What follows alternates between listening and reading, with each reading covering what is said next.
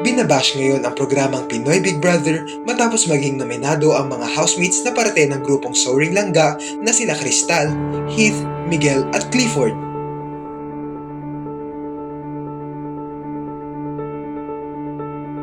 Ito ay matapos maging nominated silang lahat dahil bigo sila sa Ligtas Challenge ni Kuya kung saan nanalo ang Team Trupa na binubuo nila Carmel, Caprice, Joaquin at Sofia. At pumangalawa naman ang Team Flap na binubuo naman nila Lela, Fred, Princess at Ashley.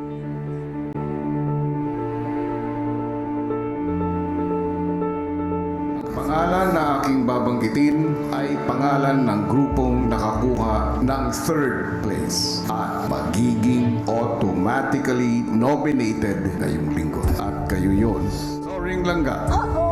Being nominated po kami lahat, Kuya. And this is also my first time po, Kuya.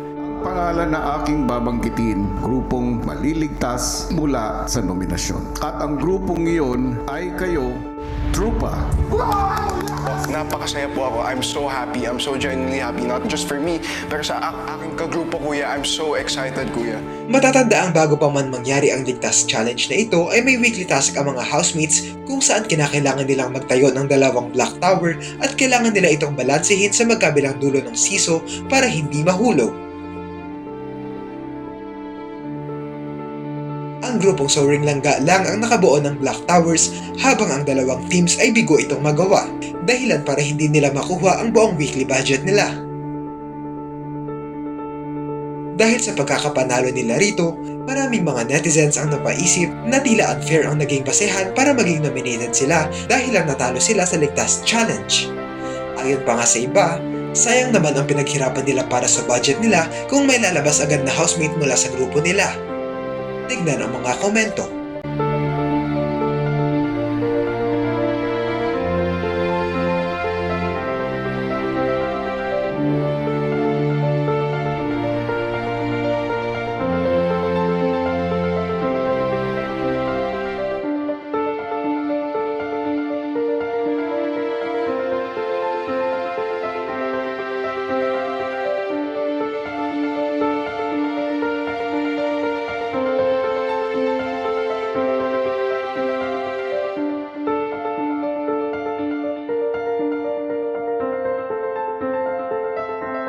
May mga nagtanggol naman sa PBB at sinabing noon pa man ay hiwalay na talaga ang weekly task sa Ligtas Challenge.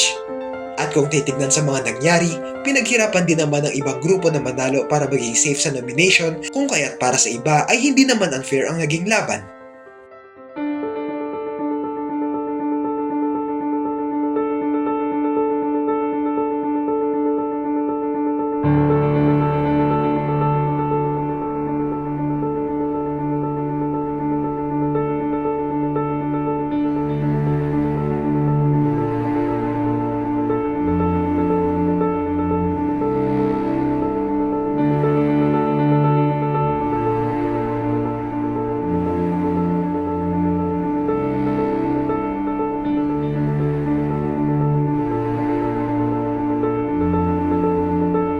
Ano ang masasabi nyo rito?